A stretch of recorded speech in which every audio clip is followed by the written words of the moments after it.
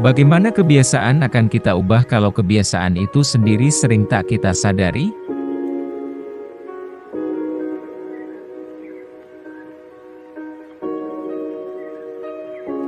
Jangan pergi agar dicari, jangan sengaja lari agar dikejar, berjuang tak sebercanda itu.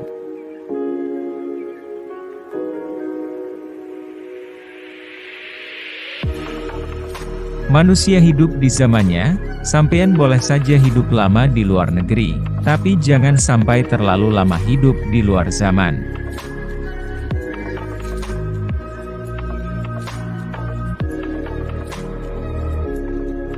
Mencintai hayalan mungkin memang lebih eksotis ketimbang mencintai sosok yang jelas-jelas konkret di depan mata dan terikat di bumi.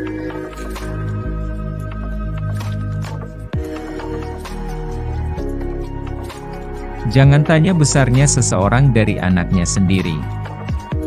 Di mata keluarganya seorang ayah pasti biasa-biasa saja. Mungkin malah kerdil. Bau sampah kulit udang bagiku lebih enak ketimbang bau orang yang sok bermoral padahal bajingan.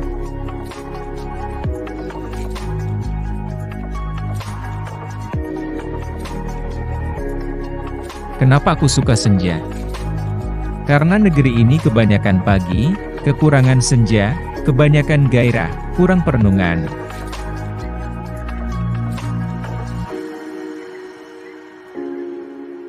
Jangan pergi agar dicari, jangan sengaja lari agar dikejar. Berjuang tak sebercanda itu.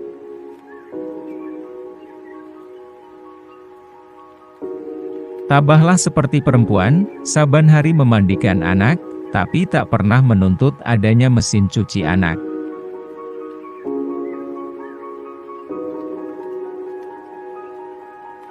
Jika kegagalan adalah sukses yang tertunda, berarti bisa kita harapkan kebohongan adalah jujur yang tertunda.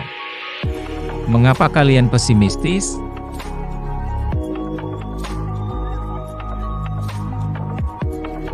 Cinta itu gak pakai hitung-hitungan. Kalau udah mulai mikir pengorbanan itu namanya kalkulasi.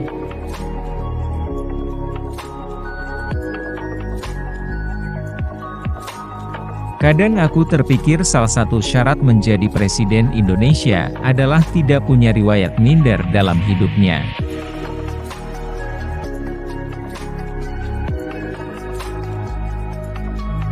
Naskah sutradara kita tahu di depan, naskah Tuhan kita tahu di belakang.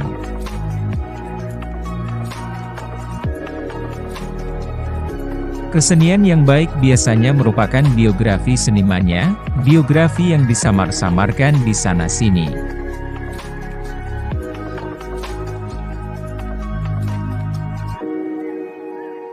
Sekuat kayu rasa malah bahkan sekuat jati pun otot dagingmu, buat apa engkau main kayu dengan sesama? Ketimbang beradu rebut unggul, mending dengan sesama kita saling bersahabat.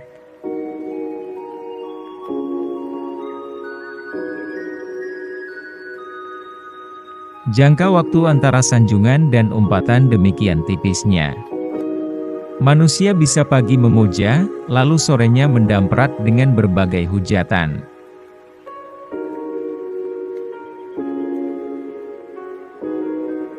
Urakan berbeda dari kurang ajar. Urakan melanggar aturan termasuk aturan berpikir demi mengikuti hati nurani. Kurang ajar melanggar aturan hanya demi melanggar.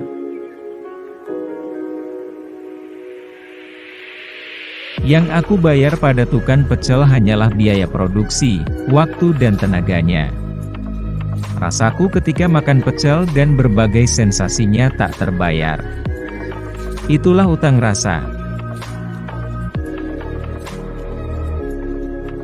Korupsi lebih atau setidaknya sama saja dengan membakar kitab suci, yaitu menghina esensi kitab suci. Tak ada ajaran maupun agama yang tak mengharamkan korupsi.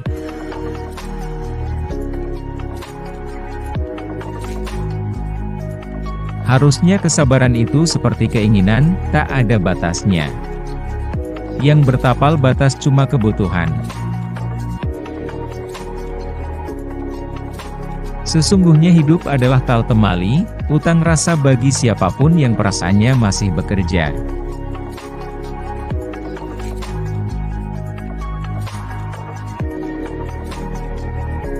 Jagat di luar dan jagat di dalam sama saja. Siapa yang mengenal Tuhan akan mengenal dirinya.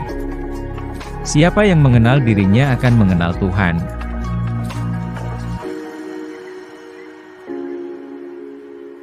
Tuhan menciptakan pundak lelaki untuk menyangga tangis perempuan.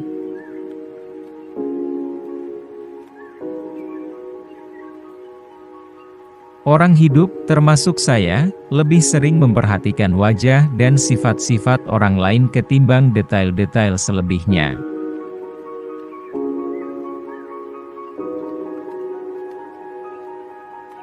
Menikah itu nasib. Mencintai itu takdir. Kamu bisa berencana menikahi siapa, tapi tak dapat kau rencanakan cintamu untuk siapa.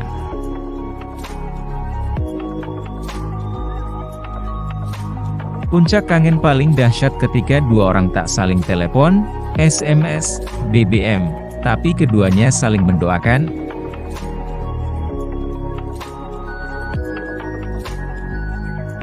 Banyak yang yakin bahwa mawar cuma tumbuh di tanah. Padahal mawar juga bisa tumbuh di hati.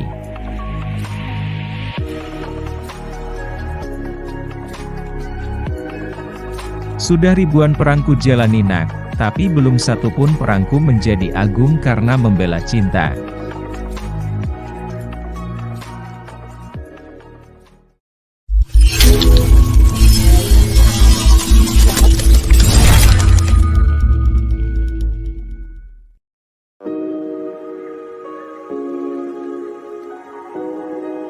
Seorang wanita jika kesehariannya terbiasa mengamalkan sholat fardu, sholat sunnah, puasa, baca Al-Quran.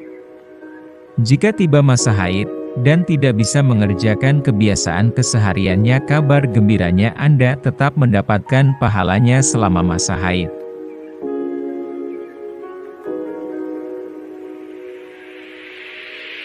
Islam itu menenangkan. Kalau masih sering gelisah, ada yang salah dengan keislamannya.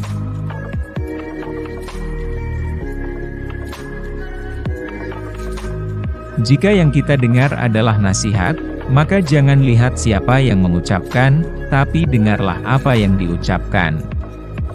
Namun jika menyangkut suatu pemikiran atau pendapat, lihatlah dulu siapa yang mengucapkan, baru dengar apa yang dia ucapkan.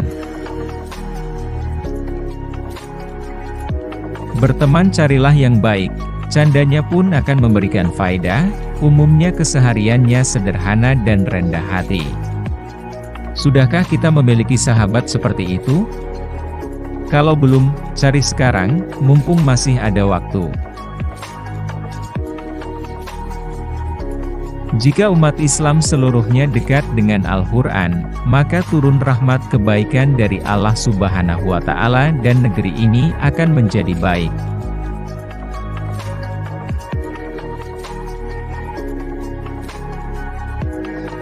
Sudahkah kita mengerti? Dari sekian ribu sholat yang kita tunaikan, berapa persen yang kita paham artinya? Jangan-jangan kita sholat tapi tidak tahu artinya. Bagaimana bisa khusyuk kalau kita tidak mengerti apa yang kita lakukan?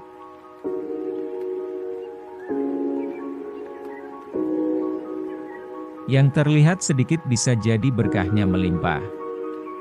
Makanya jangan bosan bersyukur. Biar nikmatnya ditambah. Kunci dari semua hal adalah sholat. Kalau kita masih sering berbuat salah, maka ada yang salah dalam sholat kita.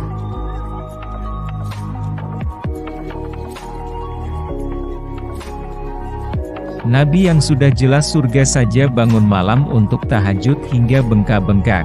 Ada sementara yang surganya tidak jelas, amalan berantakan, hisabnya menegangkan namun masih merasa aman dengan amalnya.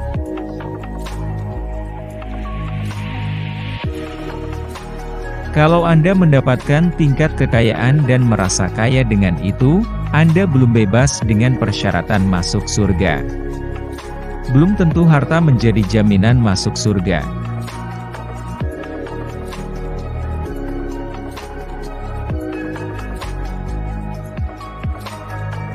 Cara sholat khusyuk.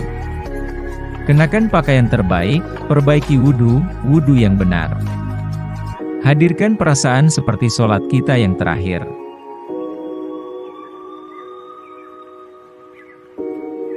Kalau tidak bisa bersaing dengan orang soleh dalam memperbanyak amal, maka bersainglah dengan para pendosa dalam memperbaiki diri.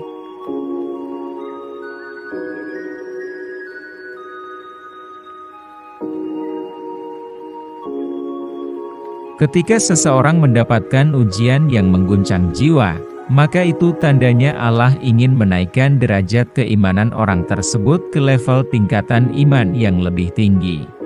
Maka berbahagialah. Karena ujian itu tanda cinta Allah kepada orang tersebut untuk meningkatkan kualitas hidupnya.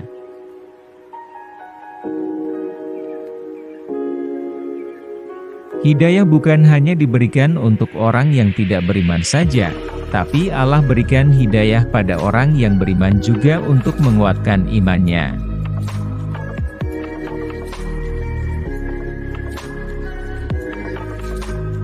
Kalau pengetahuan Anda mau ditambah oleh Allah, mudah dalam belajar, kuat dalam ingatan.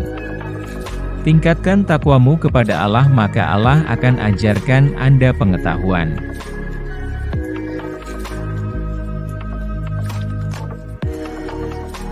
Allah sentiasa makbulkan doa kita. Cuma cepat atau lambatnya. Jika sholat ditunaikannya lambat jugalah Allah makbulkan.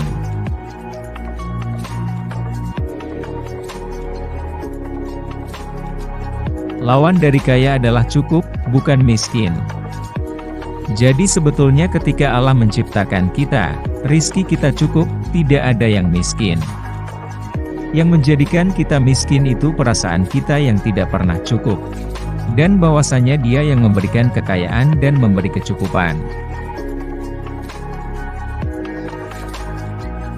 Jika ada yang lalai diingatkan, karena surga terlalu luas untuk sendirian.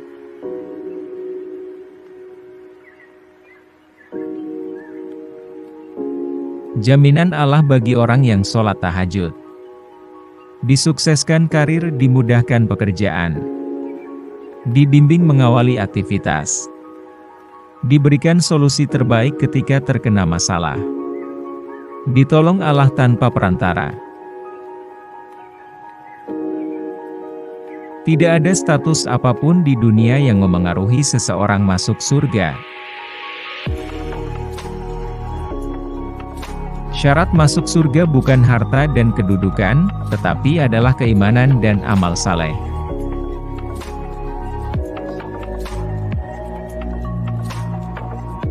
Kita tidak tahu siapa yang akan mendapatkan hidayah, tetapi kita bisa terus berdoa kepada Allah.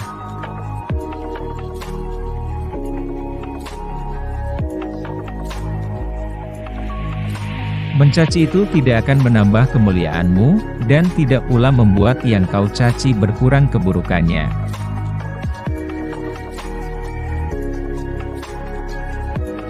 Orang yang beriman pasti beramal saleh.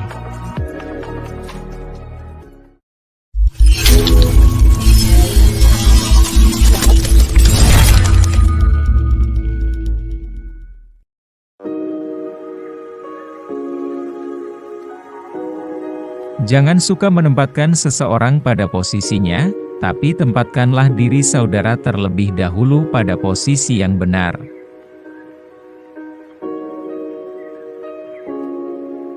Kebenaran suatu hal tidak ditentukan oleh berapa banyaknya orang yang mempercayainya.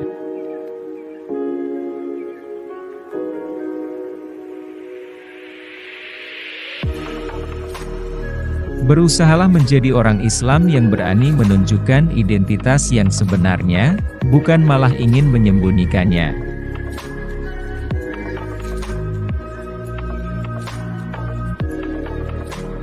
Warisan terbesar seorang ayah adalah dapat membuat keluarganya sebagai teladan.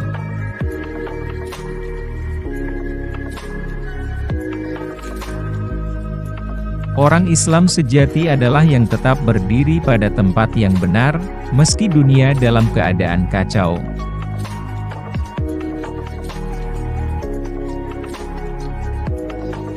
Jangan takut melawan hawa nafsu dan kebatilan karena itu adalah jalan hidup orang Islam.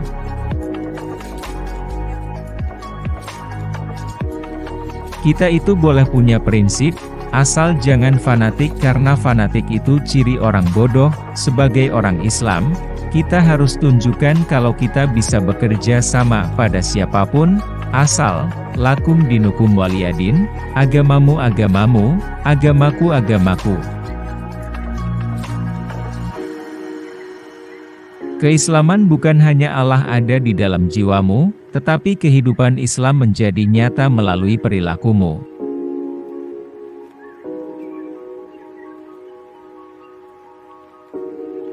Kasih sayang dan toleransi adalah kartu identitas orang Islam.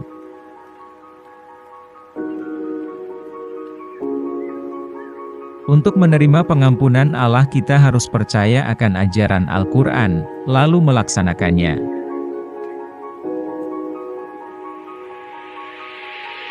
Kata salat muncul beberapa kali dalam kitab suci Al-Quran, dan itu pun dihubungkan dengan zakat.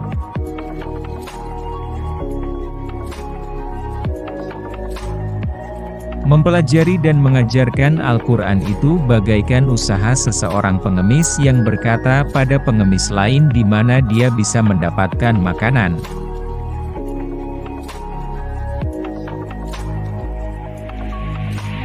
Tolong-menolong adalah sikap orang Islam dalam aksi.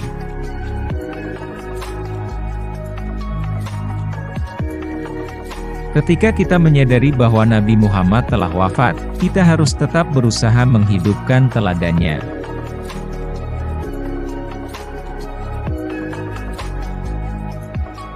Al-Quran mendominasi dunia dan menentang abad-abad.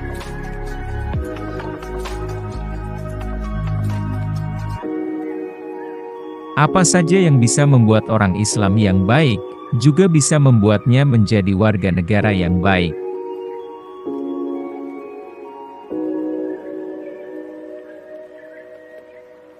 Kita tidak mewarisi dosa siapapun dan tidak akan ada seorang pun yang akan mewarisi dosa-dosa kita.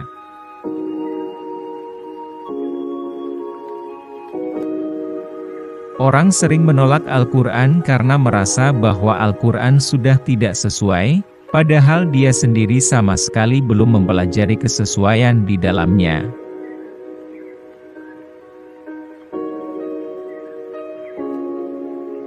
Yang menyenangkan Allah adalah yang paling mempercayainya.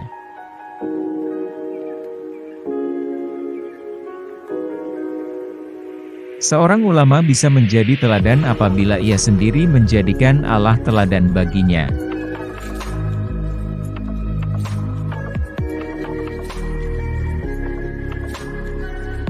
Teladan yang baik adalah khotbah yang jitu.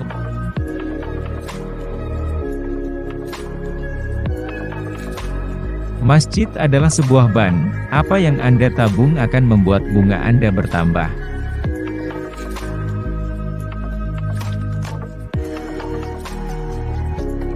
Orang Islam semestinya dapat menggunakan alat-alat yang terkecil untuk melaksanakan tugas-tugas yang terbesar.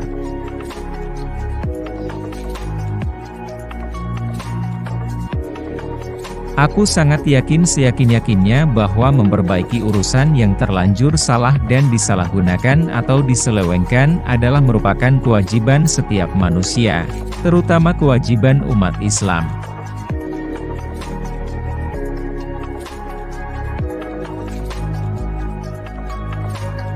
Dan hendaklah kalian selalu dalam hitahku, tidak menduakan Muhammadiyah dengan organisasi lain, tidak dendam, tidak marah, dan tidak sakit hati jika dicela dan dikritik.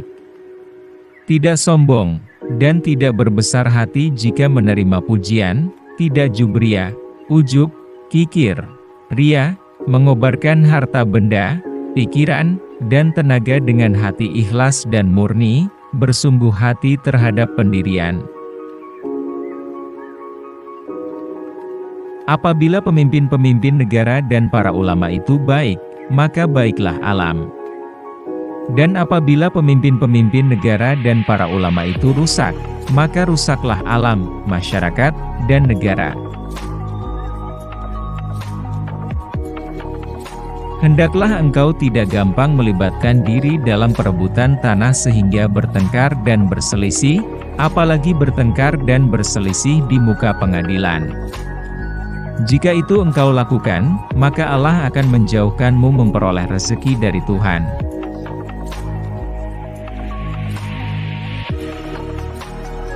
Jika engkau meminta izin tidak melakukan suatu pekerjaan yang telah ditetapkan oleh suatu keputusan sidang persyarikatan seperti untuk bertablik, janganlah engkau meminta izin kepadaku, tapi memintalah izin kepada Tuhan dengan mengemukakan alasan-alasan. Beranikah engkau mempertanggungjawabkan tindakanmu itu kepadanya?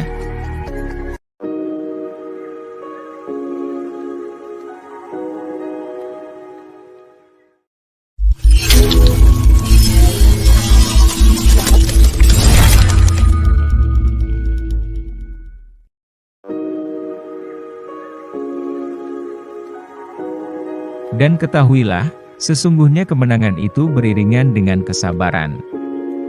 Jalan keluar beriringan dengan kesukaran. Dan sesudah kesulitan, pasti akan datang kemudahan.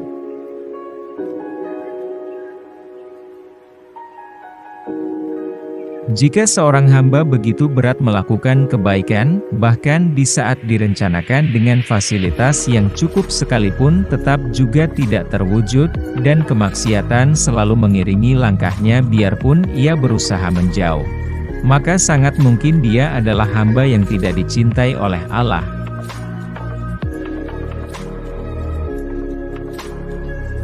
Jangan hanya meminta untuk dimudahkan, namun mintalah untuk dikuatkan.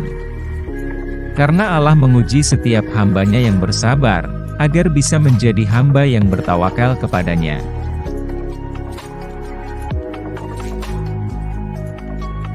Sebesar apapun cintamu kepada kekasih, haruslah tidak lebih besar dari cintamu kepadanya.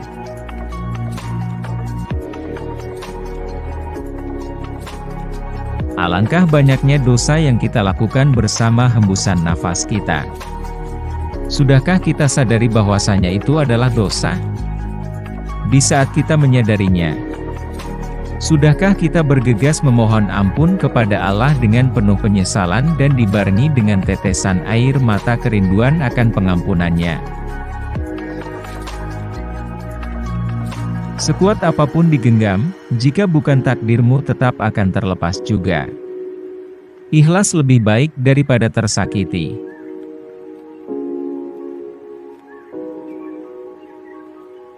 Permohonan ampun yang sesungguhnya adalah permohonan yang disertai dengan kesadaran akan kesalahan dan penyesalan serta rasa takut akan murka Allah. Tanpa itu semua adalah kesalahan dalam memohon yang perlu disadari dan disesali.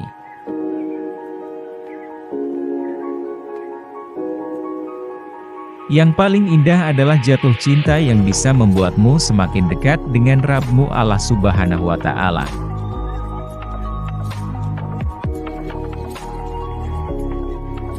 Pasti akan selalu ada kecewa karena mencintai manusia yang tidak sempurna.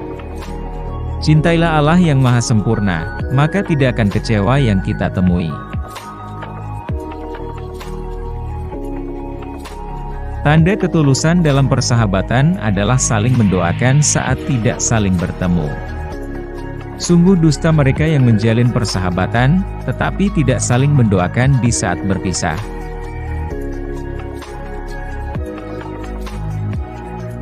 Ukuran mencari calon pasangan cukup dua hal, yaitu punya niat tulus mencintai dan menerimamu, serta baik agamanya.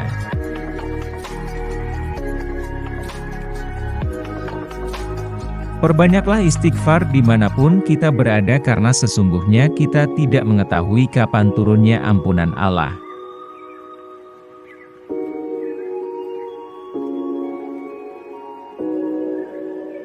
Allah merahasiakan masa depan untuk menguji kita agar berprasangka baik, berusaha yang terbaik, bersyukur, dan bersabar.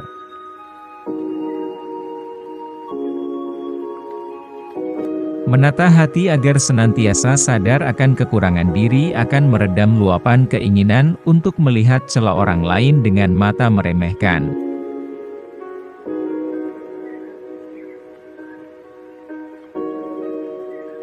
Orang tulus rezekinya tak putus-putus, orang ikhlas rezekinya mengalir deras.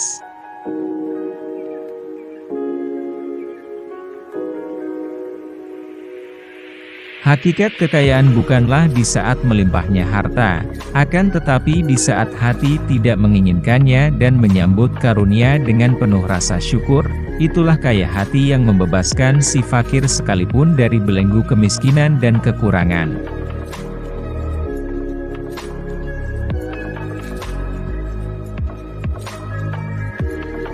Tidak ada dosa besar bagi orang yang menyesalinya, begitu sebaliknya tidak ada dosa kecil bagi orang yang meremehkannya. Tidak ada yang melakukan dosa besar, kecuali karena dimulai dari meremehkan dosa kecil.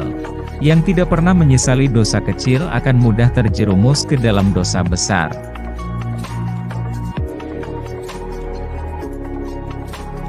Tanda ketulusanmu dalam beribadah adalah adanya keistiqomahan biarpun keadaan berubah-ubah.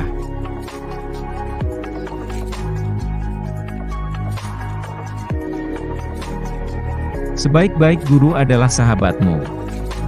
Sebaik-baik sahabat adalah gurumu.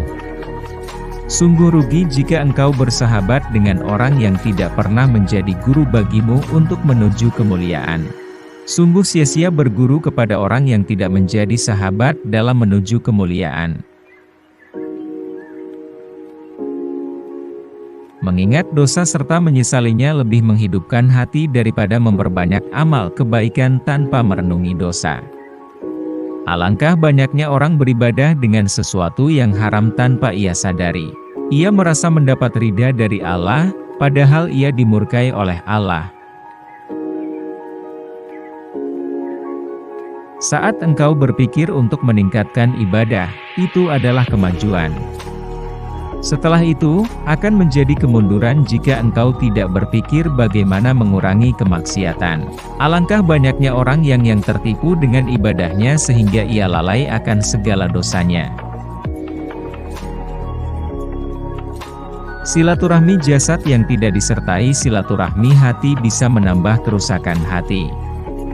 Alangkah banyaknya orang yang bersilaturahmi jasad, akan tetapi, di saat berpisah justru mendapatkan bahan baru untuk menggunjing, membenci, dan mendengki, buah dari yang dilihat saat bertemu.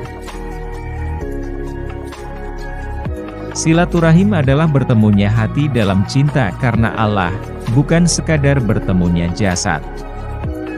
Jika harus ada pertemuan jasad, itu adalah untuk mempertemukan hati. Bertemunya hati, ditandai dengan panjatan doa saat berpisah.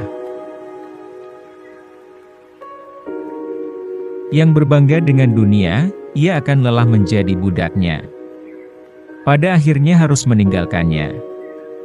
Mobil mewah, rumah megah hanya cerita singkat dan tidak bisa dinikmati lagi. Berbanggalah dengan akhirat. Jadikan dunia ini ladang amal untuk akhirat. Pernahkah kita sadari saat ada salah satu dari sahabat atau sanak keluarga kita yang mengingatkan kita akan sebuah kesalahan? Lalu, jika tiba-tiba kita merasa tidak nyaman dengannya, maka pastikan kalau diri kita adalah termasuk orang yang sombong.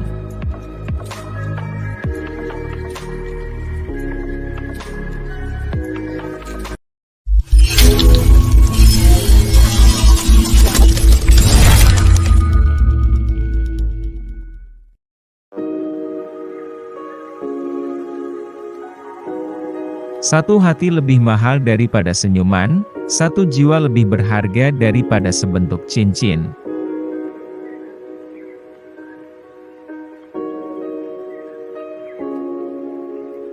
Kalau hidup sekadar hidup, babi di hutan juga hidup. Kalau bekerja sekadar bekerja, kera juga bekerja.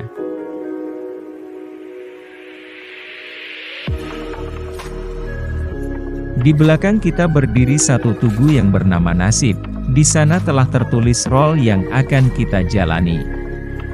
Meskipun bagaimana kita mengelak dari ketentuan yang tersebut dalam nasib itu, tiadalah dapat, tetapi harus patuh kepada perintahnya.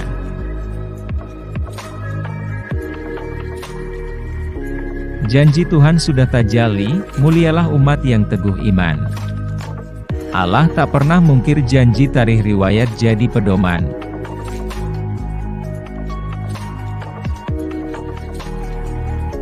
Kegunaan harta tidak dimungkiri. Tetapi ingatlah yang lebih tinggi ialah cita-cita yang mulia.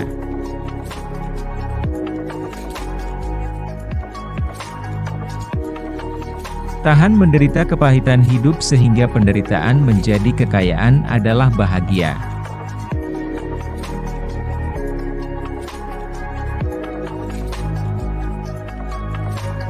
Riwayat lama tutuplah, sudah sekarang buka lembaran baru, baik hentikan termenung gundah, apalah guna lama terharu.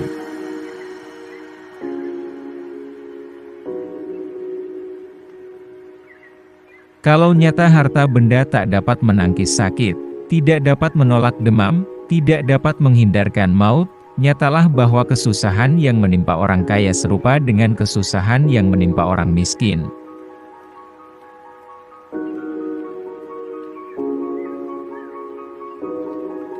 Bangunlah kekasihku umat Melayu. Belahan asal satu turunan bercampur darah dari dahulu, persamaan nasib jadi kenangan.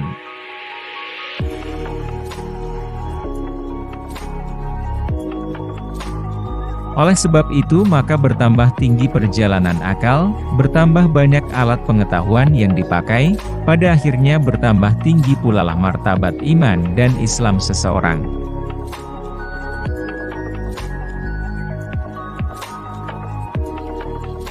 Sebesar-besar atau seberat-berat urusan, jangan dihadapi dengan muka berkerut, kerut muka itu dengan sendirinya menambahkan lagi kerut pekerjaan itu.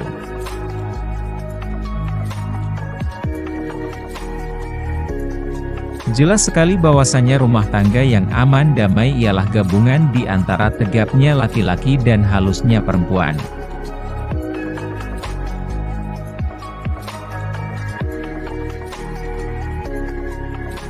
Tali yang paling kuat untuk tempat bergantung adalah tali pertolongan Allah.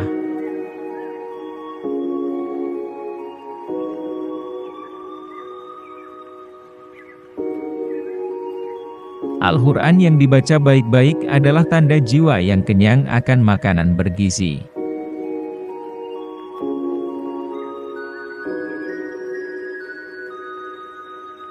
Jangan pernah merobohkan pagar tanpa mengetahui mengapa didirikan. Jangan pernah mengabaikan tuntunan kebaikan tanpa mengetahui keburukan yang kemudian Anda dapat.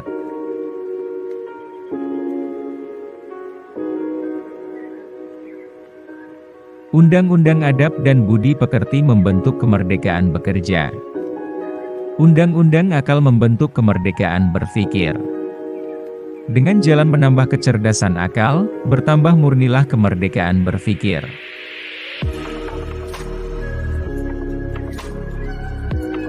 Satu-satunya alasan kita untuk hadir di dunia ini adalah untuk menjadi saksi atas keesaan Allah.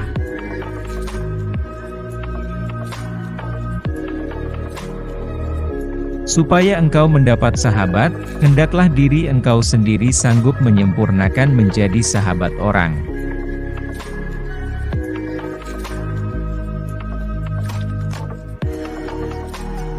Tuhan menilai apa yang kita beri dengan melihat apa yang kita simpan.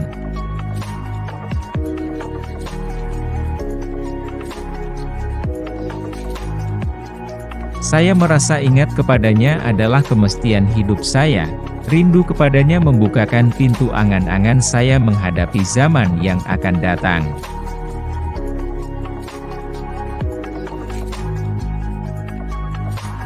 Waktu bagi orang Islam adalah sesuatu yang harus dipertanggungjawabkan.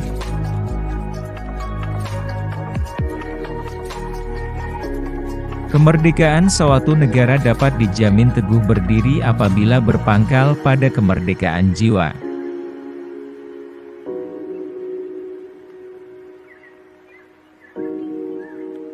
Saya akan pikul rahasia itu jika engkau percayakan kepada saya dan saya akan masukkan ke dalam perbendaharaan hati saya dan kemudian saya kunci pintunya erat-erat. Kunci itu akan saya lemparkan jauh-jauh sehingga seorang pun tak dapat mengambilnya ke dalam lagi.